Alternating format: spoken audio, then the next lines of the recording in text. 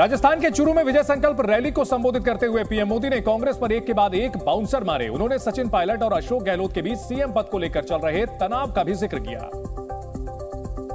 चूंकि मौका cricket world cup का है, इसलिए पीएम मोदी ने क्रिकेट के अंदाज में ही कांग्रेस पर निशाना साधा। उन्होंने दावा किया कि मुख्यमंत्री की कुर्सी पाने के लिए कांग्रेस के नेता एक दूसरे को हिट विकेट करने में लगे हैं। कांग्रेस वालों में ऐसा झगड़ा है कि रन बनाना तो दूर, ये लोग एक दूसरे को रन आउट करने में लगे हैं। प्रधानमंत्री नरेंद्र मोदी ने यहां तक कह दिया कि गुटबाजी में जिन नेताओं का विकेट नहीं गिरा, वो गलत बयानबाजी में फंसकर हिट विकेट हो रहे हैं।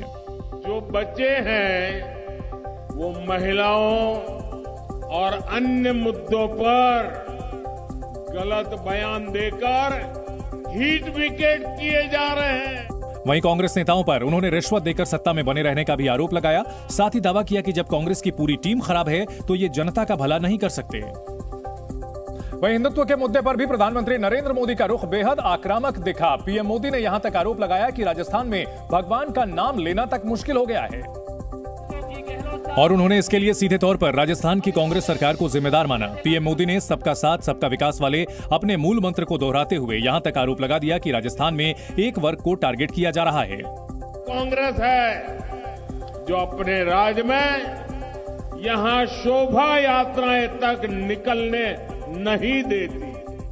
पीएम मोदी ने कहा, कांग्रेस केवल हिंदू देवी देवताओं पर ही पाबंदियां लगाती है और आतंकी गतिविधियों में शामिल संगठनों को पूरा समर्थन देती है। कांग्रेस देवी देवताओं की यात्राओं पर तो रोक लगाती देती है, लेकिन आतंकी संगठन पीएफआई की रैलियों को बढ़ावा देती है। पीएम मोदी ने ऐलान किया कि राजस्थान की संस्कृति को बचाने के लिए कांग्रेस को सत्ता से हटाना जरूरी है। और चूरू के तारानगर में विजय संकल्प रैली को संबोधित करने के बाद पीएम मोदी झुंझुनू पहुंचे। यहां उन्होंने हवाई पट्टी पर चुनावी रैली की और शेखावटी के 3 जिले सीकर, चूरू और झुंझुनू की 21 सीटों को साधा। क्योंकि शेखावटी में बीजेपी बेहद कमजोर है, अभी 21 में से 3 सीटें ही बीजेपी के पास है, इसलिए पीएम मोदी ने यहां किसान आंदोलन के दौरान नाराज हुए शेखावटी के किसानों को साधा। साथ ही साथ जंतर मंतर पर पहलवानों के धरने से गुस्साए जाट समाज को भी केंद्र सरकार की गारंटियों का भरोसा दिलाकर लुभाने की कोशिश की। यहाँ बीजेपी सरकार आएगी तो आपको पीएम किसान सम्मान निधि के 12,000 रुपए नियमित रूप से मिलना करेंगे। क्योंकि झुंझुनू में मुस्लिम वोटर्स की अच्छी खासी संख्या है और ये कांग्रेस के परंपरागत वोटर माने जाते हैं और एक तरफ रुझान होने से कांग्रेस को हराना बीजेपी के लिए बड़ी चुनौती रहता है। इसलिए पीएम मोदी ने यहाँ वोटों का ध्रुवीकरण कर जाटों को लुभाने में कोई कोर कसर नहीं छोड़ी। वहीं राजस्थान में हिंदुत्व बनाम दलित और ओबीसी का मुद्दा भी गरमाया रहा। पीएम मोदी के हिंदुत्व कार्ड के जवाब में राहुल गांधी ने ओबीसी और दलित कार्ड खेला और जातीय जनगणना के बहाने बीजेपी को घेरा। कांग्रेस सांसद राहुल गांधी ने दौसा में चुनावी रैली करते हुए जातीय जनगणना पर पीएम मोदी पर खूब हमला बोला। हक देने का समय आया तो कोई जात नहीं है, लड़ाने का समय आया तो एकदम ओबीसी पैदा हो जाता है, दलित पैदा हो जाता है। राहुल गांधी ने कहा कि हमें ऐसा हिंदुस्तान नहीं चाहिए जिसमें किसानों, युवाओं और महिलाओं को उनका सही हक ना मिले। वहीं से पहले राहुल गांधी ने राजस्थान के बूंदी में भी हुंकार भरी। अपने संबोधन के दौरान राहुल गांधी रैली में आए लोगों को भारत माता का मतलब बताते नजर आए। हालांकि उनका यह बयान हैरान करने वाला था, क्योंकि पहले तो उन्होंने लोगों से ही भारत माता का मतलब पूछा और फिर खुद ही उसका मतलब समझाने लगे। इस दौरान लोग उन्हें बेहद हैरानी से देख रहे थे। ये भारत माता ये धरती है, हाँ ना हैगी? ये भारत माता इस देश के लोग हैं आप सबके भाई बहन, माता पिता, गरीब लोग, अमीर लोग, बुजुर्ग लोग, सारे के सारे जो लोग हैं जिनमें ये आवाज गूंजती है भारत माता की, ये भारत माता है। राहुल गांधी ने कहा कि भारत माता में कौन कौन लोग, कितनी जातियां और कितने गरीब अमीर आते हैं, ये मैं जानना चाहता हूं। उनका मतलब जातीय जनगणना से था, लेकिन उनका ये बयान सामने आते ही सोशल मीडिया पर वायरल होने लगा। चुनावी सरगर्मी के बीच पूर्व प्रधानमंत्री इंदिरा गांधी की जयंती पर जयपुर में कार्यक्रम हुआ। इस मौके पर सीएम अशोक गहलोत ने कांग्रेस कार्यालय पहुंचकर इंदिरा गांधी को श्रद्धांजलि दी और फिर बीजेपी पर कई गंभीर आरोप लगाए। और श्रद्धांजलि देने के बाद जब सीएम अशोक गहलोत मीडिया के सामने आए तो उन्होंने बीजेपी पर गांधी परिवार का अपमान करने का आरोप लगाया। इनके लिए इंदिरा जी का त्याग बलिदान कुछ भी नहीं है। राजीव गांधी के शहीद होने का कोई इनको दुख नहीं है। सीएम अशोक गहलोत ने यह दावा करके सनसनी मचा दी कि बीजेपी के लोग गांधी परिवार की जड़ें खत्म करने में जुटे हैं। तकलीफ यही हो रही है कि परिवार जो धुरी बना हुआ है कांग्रेस की, उसको कमजोर कैसे करें, बस ये बात है। सीएम अशोक गहलोत ने कांग्रेस की सरकार में हुए कामकाज भी गिनवाए और यहां तक कह दिया कि बीजेपी के लोग देश के लिए किए गए कांग्रेस के योगदान को भूल गए हैं। और मीडिया से बातचीत करने के बाद सीएम अशोक गहलोत ने कांग्रेस के समर्थकों से भी मुलाकात की। ये लोग देख नहीं सकते थे, लेकिन कांग्रेस समर्थकों को कांग्रेस की जीत का पूरा भरोसा था। और मुख्यमंत्री अशोक गहलोत का हौसला उस वक्त और बढ़ गया जब उनके सामने ही उनके समर्थकों ने कांग्रेस की जीत की उम्मीद जताई और यह भरोसा जताया कि देश और प्रदेश में कांग्रेस की सरकार फिर बनेगी। दोबारा सरकार का आप लोग सेवा करने का मौका देंगे तो जो योजनाएं और भारत सरकार भी अपनी कांग्रेस की आई तो कोई गरीब ये नहीं रहेगा। चलेगा फिर खुशी से गदगद अशोक गहलोत ने अपने समर्थकों के साथ फोटो भी खिंचवाई और फिर नारे भी लगाए। कांग्रेस पार्टी के लिए समर्थकों का इतना प्यार देखकर सीएम गहलोत की खुशी का ठिकाना ही नहीं रहा।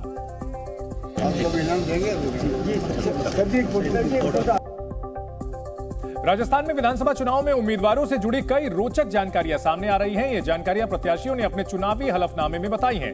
इस बार राजस्थान चुनाव में 8 उम्मीदवार ऐसे हैं जिनकी 2-2 पत्नियां हैं। इस लिस्ट में कांग्रेस के 4 उम्मीदवार और बीजेपी के भी उम्मीदवार शामिल हैं। वहीं प्रतापगढ़ सीट पर बीजेपी और कांग्रेस दोनों के प्रत्याशियों की 2-2 पत्नियां हैं। प्रतापगढ़ से बीजेपी उम्मीदवार हेमंत मीणा की 2 पत्नियां सारिका और संगीता मीणा हैं, जबकि प्रतापगढ़ से कांग्रेस उम्मीदवार रामलाल मीणा की भी 2 पत्नियां गेंदा देवी और इंदिरा देवी हैं।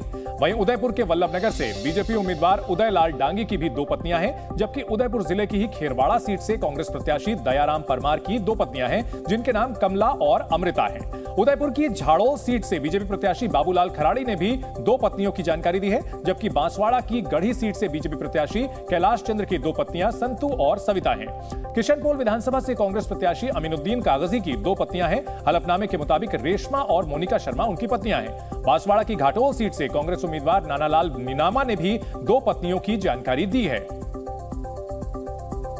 पूर्व प्रधानमंत्री इंदिरा गांधी की जयंती पर कांग्रेस अध्यक्ष समेत कई वरिष्ठ नेताओं ने श्रद्धांजलि दी।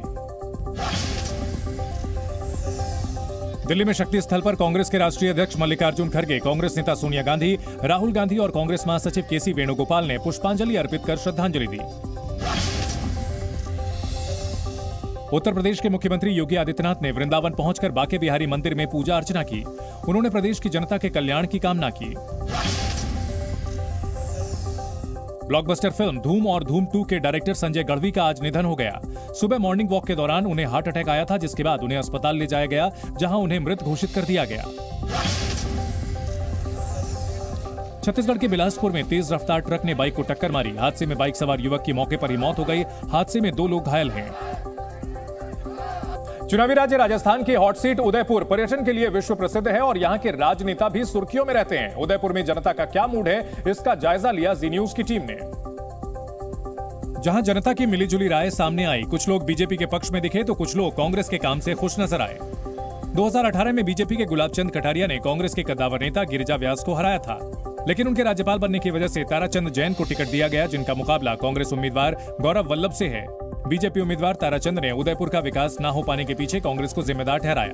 3 लाख करोड़ से 5.5 लाख करोड़ रुपया का कर्जा हो चुका है। उन्होंने इस दृष्टि से कोई राजस्थान के अंदर काम इंफ्रास्ट्रक्चर डेवलपमेंट करने का हो या शहर के टूरिज्म बढ़ाने का कोई काम नहीं है।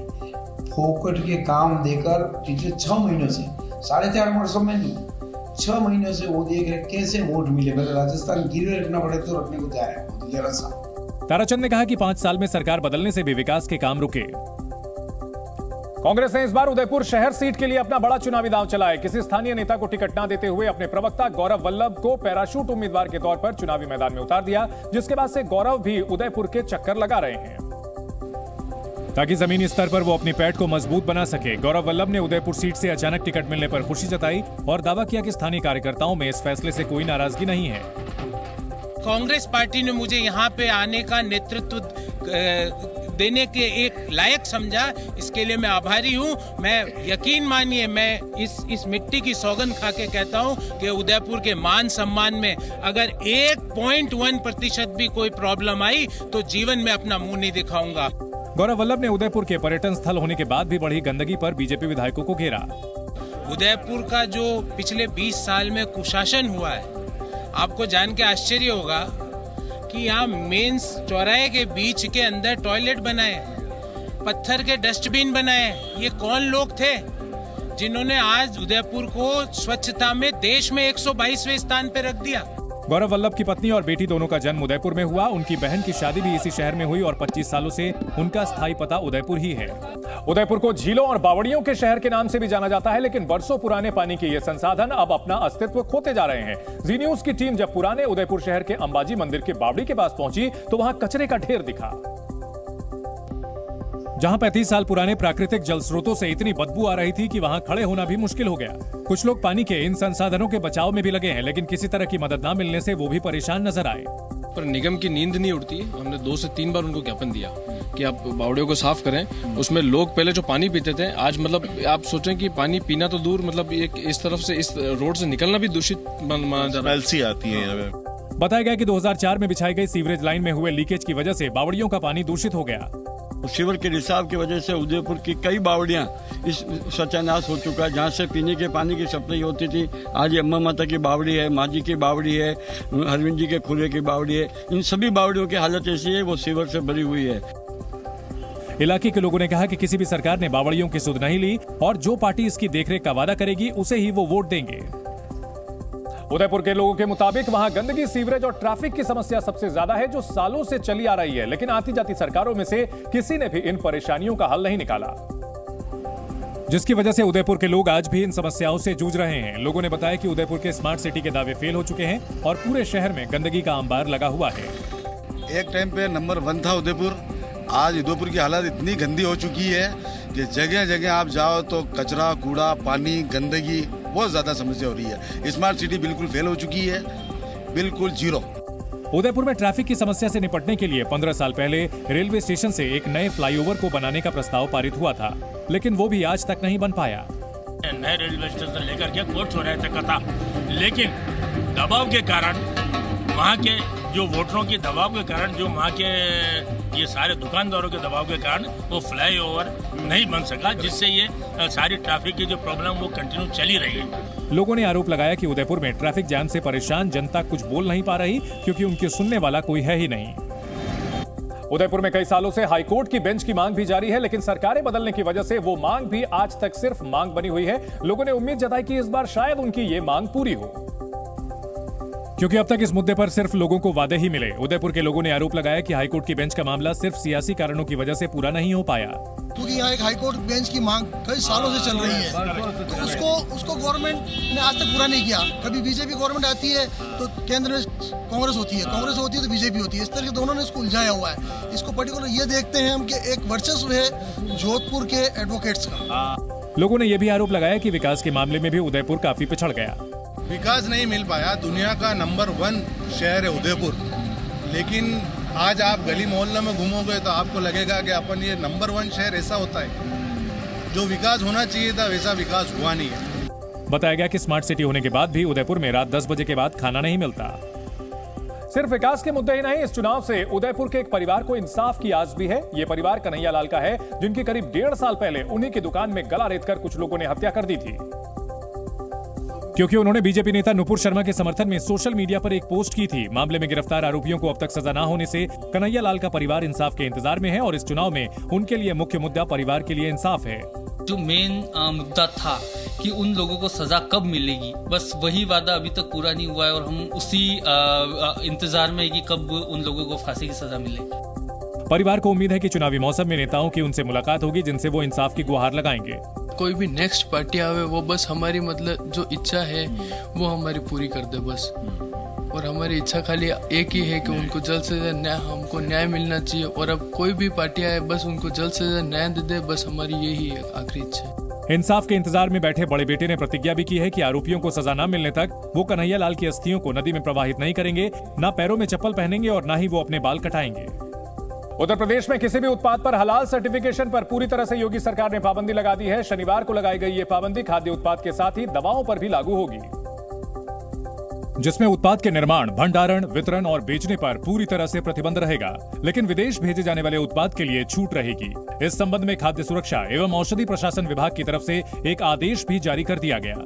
साथ ही सभी खाद्य एवं औषधि निरीक्षकों को इस मामले की लगातार निगरानी के निर्देश दिए गए। हालांकि यूपी का कोई निर्यातक अपने खाद्य उत्पाद या दवा को उन देशों के लिए तैयार करता है जहां हलाल प्रमाणन युक्त खाद्य उत्पाद ही स्वीकार किए जाते हैं तो उसे छूट दी जाएगी। वो दूसरे देश के लिए तैयार होने वाले उत्पाद का निर्माण, भंडारण एवं वितरण भी कर सकेगा। हलाल प्रमाण पत्र विदेश में निर्यात होने वाले मांस और उससे निर्मित उत्पादों पर जारी होता था, लेकिन धीरे धीरे तेल, साबुन, घी सहित सभी उत्पादों पर हलाल सर्टिफिकेशन की मोहर लगने लगी और इसे उत्पाद को बेचने के हथकंडे के तौर पर अपनाया जाने लगा, जिसकी जानकारी होने पर इसे रोकने की रणनीति के तहत ये कदम उठाया गया।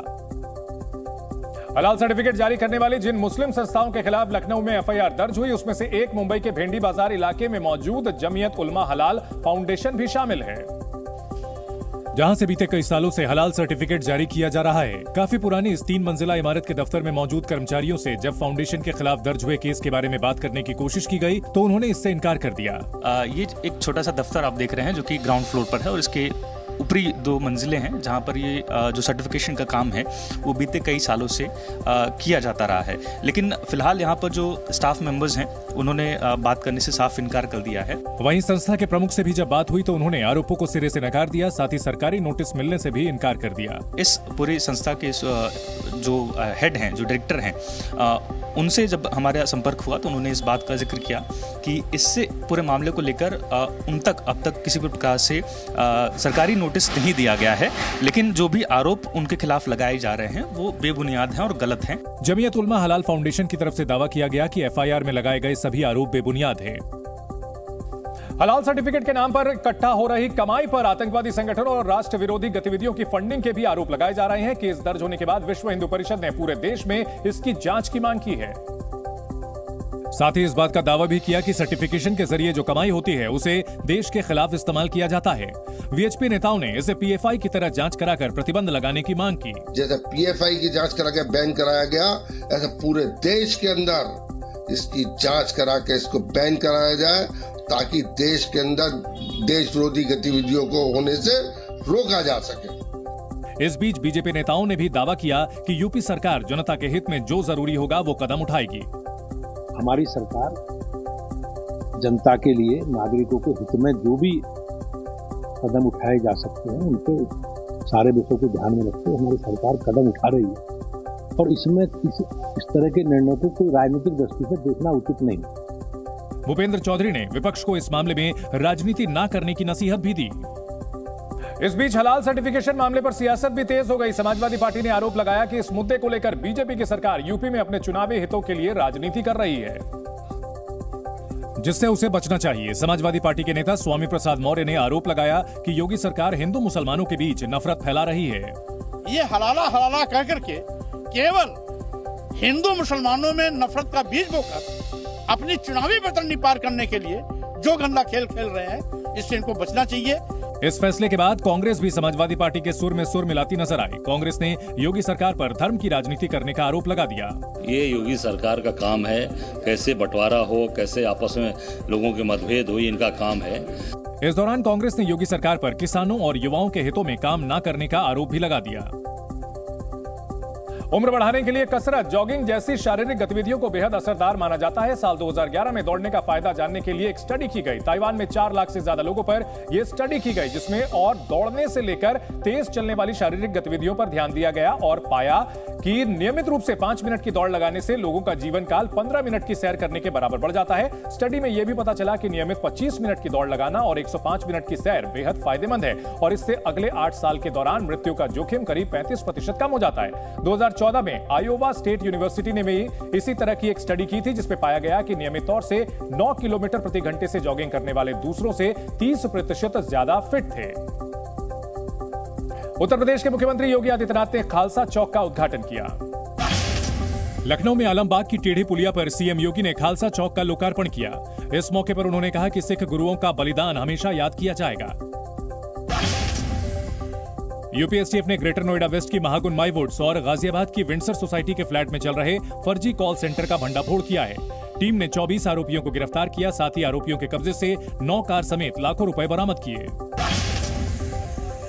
गुजरात के वलसाड में एक फैक्ट्री में भीषण आग लग गई। केमिकल की वजह से आग भड़की।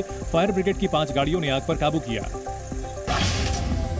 यूपी के अमरोहा में खेत की बोरिंग में तेंदुआ गिर गया। सूचना मिलने पर वन विभाग की टीम ने तेंदुए का रेस्क्यू किया और उसे गड्ढे से निकालकर अमानगढ़ रेंज में छोड़ दिया।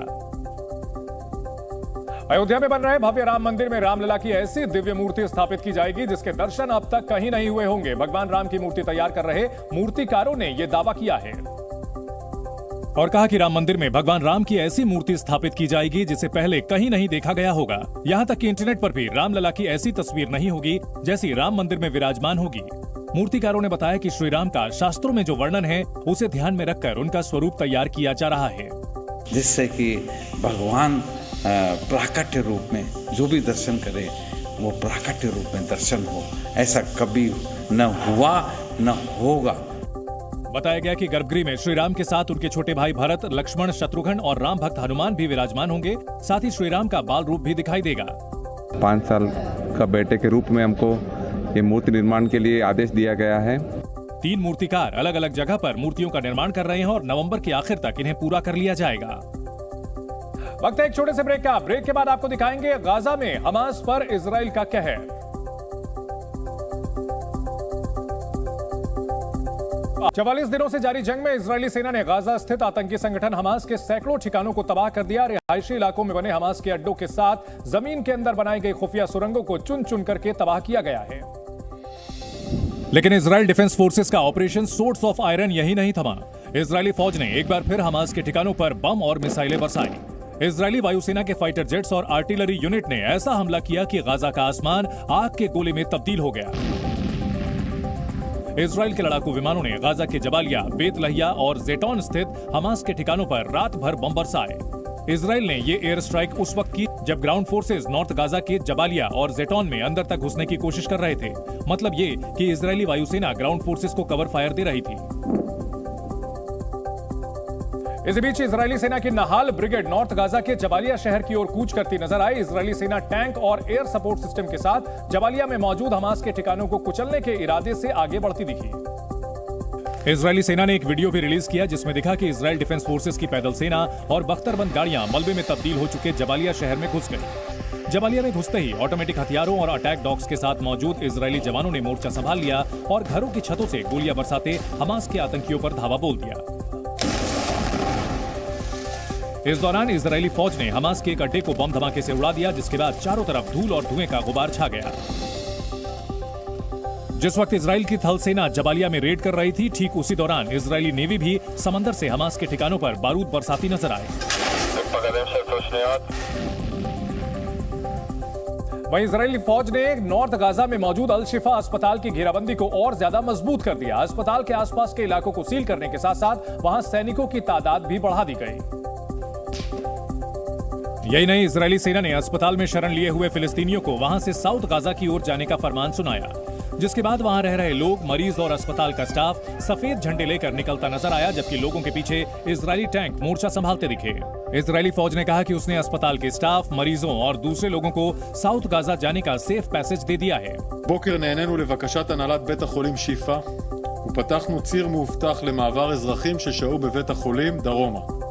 בנוסף, הכנסנו מים ומזון לשטח בית החולים. वहीं लेबनान में मौजूद हमास के एक प्रवक्ता ने कहा कि इजराइल ने अस्पताल को टारगेट करके बहुत गलत किया है। ويعد الاعتداء على مجمع الشفاء الطبي واقتحام العدو له بالدبابات منذ 4 أيام। यही नहीं, हमास ने इजराइल पर घायलों, मरीजों, अस्पताल स्टाफ और विस्थापितों को अस्पताल खाली करने के लिए सिर्फ 1 घंटे का वक्त देने का आरोप भी लगाया। हमास से जंग के बीच इजराइल को लेबनान की ओर से हो रहे हमले भी झेलने पड़े। लेबनान स्थित आतंकी संगठन हिजबुल्लाह ने इजराइल को निशाना बनाते हुए एक के बाद एक कई रॉकेट दागे, जिसके बाद लेबनान बॉर्डर पर धमाके की आवाज सुनाई देने के साथ धुआं उठता नजर आया। हिजबुल्लाह ने इजराइल पर किए गए इस हमले का वीडियो भी रिलीज किया, जिसमें उसके आतंकी रॉकेट लॉन्चर्स के साथ इजरायली पोस्ट पर हमला करते नजर आए।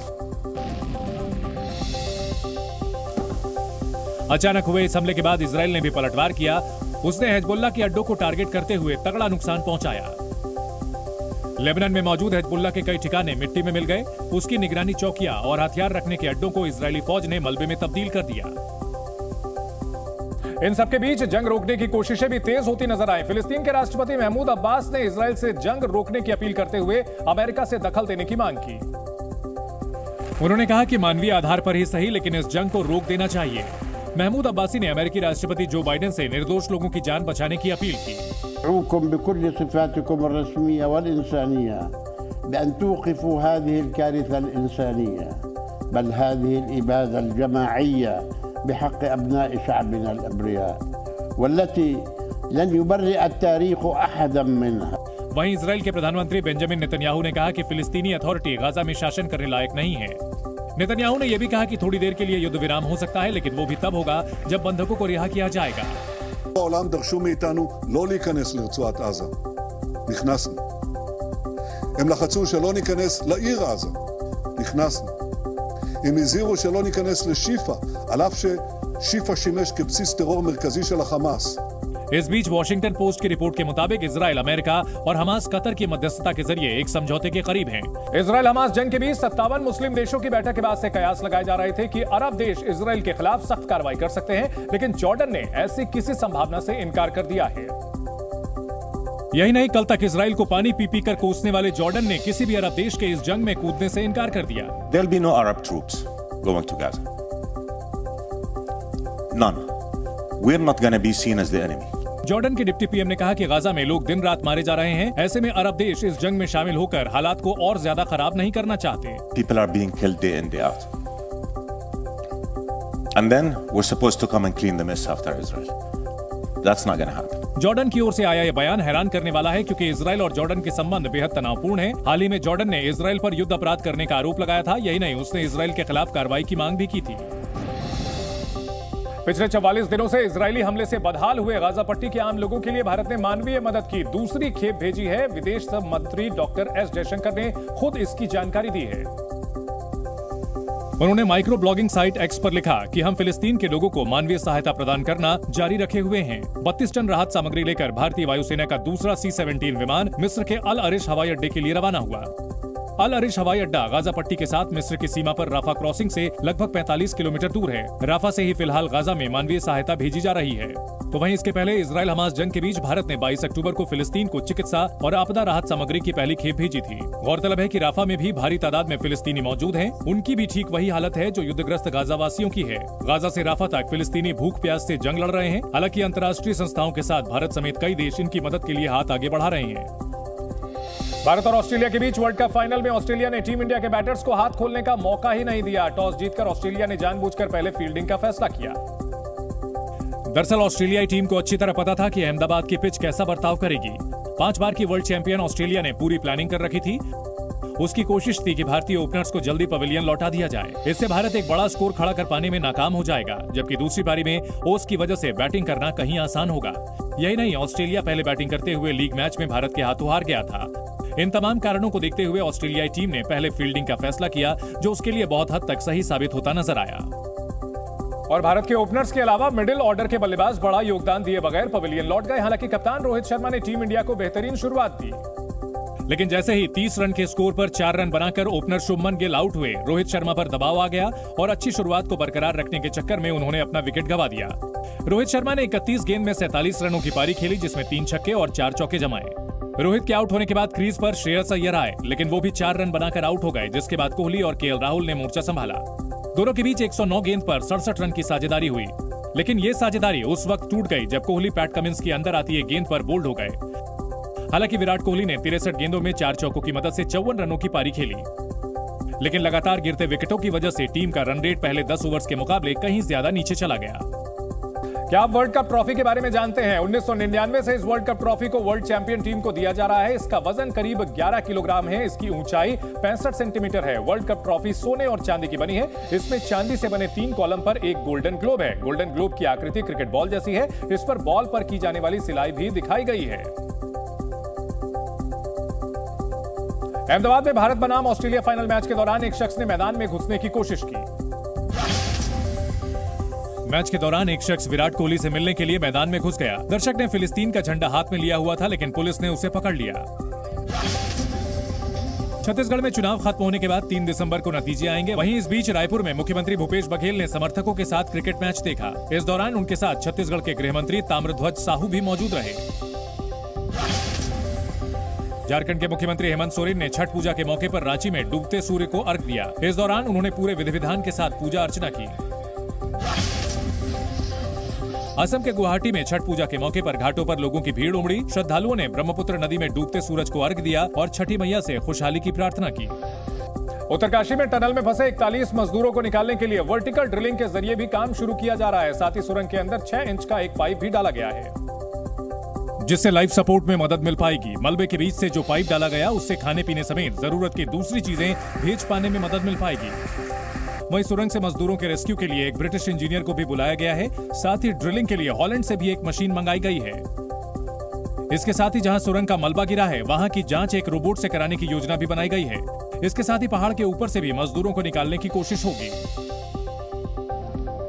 पहाड़ के ऊपर से हम एक वर्टिकल काइंड ऑफ ड्रिलिंग करेंगे, एक कह सकते हैं एक बोर करेंगे, जिससे कि अगर हम कोशिश करेंगे अगर बड़ा बन जाता है तो लोगों को निकाल भी सके, नहीं तो एटलीस्ट उससे लाइफ सपोर्ट हम प्रोवाइड कर पाएंगे। This is that. वहीं बटकोट की तरफ से भी जो काम बंद किया गया था उसे भी शुरू कर दिया गया ताकि वहां से भी वर्टिकल ड्रिलिंग की जा सके। उत्तरकाशी में टनल में फंसे मजदूरों को बचाने के लिए रेस्क्यू तेज कर दिया गया है। रेस्क्यू के लिए डीआरडीओ के जरिए रिमोटली ऑपरेटेड व्हीकल मंगवाए गए हैं। साथ ही रोबोटिक्स उपकरण और एक माइक्रो ड्रोन भी मंगवाया गया है। पाइप के जरिए ड्रोन को टनल में भेजा जाएगा। टनल में 8 दिन से रेस्क्यू ऑपरेशन चल रहा है और इसमें हर जो उन्नत तकनीक अभी उपलब्ध है उसका इस्तेमाल किया जा रहा है। मजदूरों का रेस्क्यू करने के लिए रिमोटली ऑपरेटेड व्हीकल मंगवाया गया है। साल दर साल लगातार बढ़ने वाली गर्मी की वजह से दुनिया भर में मौत का आंकड़ा बढ़ रहा है। Lancet countdown on health and climate change की 8वीं सालाना रिपोर्ट में इसको लेकर डरावने दावे किए गए हैं। इस रिपोर्ट के मुताबिक दुनिया का तापमान अगर इसी तरह बढ़ता रहा तो दुनिया को इसके बेहद खतरनाक अंजाम भुगतने होंगे और साल 2050 तक दुनिया भर में तेज गर्मी से होने वाली मौतों की संख्या करीब 5 गुना तक बढ़ सकती है।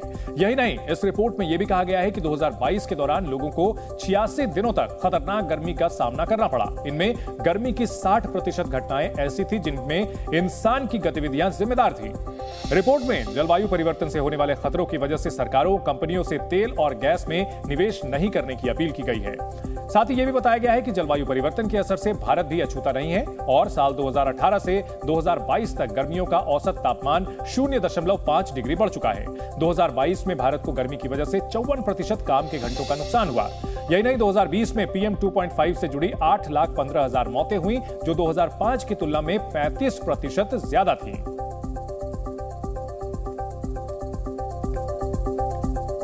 देश के अलग अलग हिस्सों में छठ महापर्व का उत्सव मनाया गया। दिल्ली से लेकर बिहार तक नदियों के घाट आस्था की डुबकी लगाने वाले श्रद्धालुओं से भरे दिखाई दिए। छठ के महापर्व पर पटना में दीघा घाट पर संध्या अर्घ के लिए श्रद्धालुओं की भारी भीड़ दिखाई दी। वहीं पटना में क्रिकेटर ईशान किशन की मां सुचित्रा सिंह ने भी ढलते सूरज को अर्घ्य देकर छठ पूजा संपन्न की। पश्चिम बंगाल के सिलीगुड़ी में भी घाटों पर छठ व्रतियों का सैलाब नजर आया। इधर यूपी में सीएम योगी छठ पूजा के मौके पर आयोजित कार्यक्रम में शामिल हुए। कोलकाता में पश्चिम बंगाल की सीएम ममता बनर्जी ने भी ताकता घाट पर छठ पूजा के उत्सव में हिस्सा लिया। छठ महापर्व के मौके पर देश भर में नदियों के घाट छठ व्रतियों की भीड़ से भरे दिखाई दिए। आस्था के लोक पर्व छठ के दौरान सूर्य देवता की पूजा की जाती है और आखिरी दिन उगते सूर्य को अर्घ्य दिया जाता है। दुनिया के सबसे अमीर शख्स इलॉन मस्क का इंसानों को अलग ग्रह पर बसाने का सपना अभी सपना ही रहेगा। उनकी कंपनी स्पेस एक्स का रॉकेट स्टारशिप लगातार दूसरी बार अपने परीक्षण के दौरान फेल हो गया, जो इलॉन मस्क के लिए बड़ा झटका है। स्टारशिप एक सुपर रॉकेट है जिसे शनिवार को टेस्ट के लिए टेक्सास से लॉन्च किया गया। टेस्टिंग के दौरान स्टारशिप आसमान में आग की लकीर खींचता हुआ तेजी से पृथ्वी की कक्षा से बाहर निकलकर अंतरिक्ष तक पहुंचा। इसके बाद वो सफलतापूर्वक अपने बूस्टर से अलग भी हुआ, जिससे ये उम्मीद जगी कि रॉकेट का टेस्ट सफल रहा। लेकिन इसके कुछ ही पलों में एक जोरदार धमाका हुआ और एक झटके में पूरा रॉकेट आग के गोले में तब्दील हो गया। रॉकेट को पृथ्वी का चक्कर लगाते हुए हवाई के पास समुद्र में उतरना था, लेकिन पहले स्टारशिप ने सिग्नल भेजना बंद किया और इसके बाद धमाका होते ही स्टारशिप आग के गोले में तब्दील हो गया। वहीं भले ही यह मिशन फेल हो गया हो, लेकिन अप्रैल में हुई टेस्टिंग से इसे सफल बताया गया, क्योंकि इस बार वो अंतरिक्ष तक पहुंचा। साथ ही पुरानी टेक्निकल खामियों में भी सुधार देखा गया। इसके लिए नासा ने स्पेस एक्स को बधाई दी। जी न्यूज़।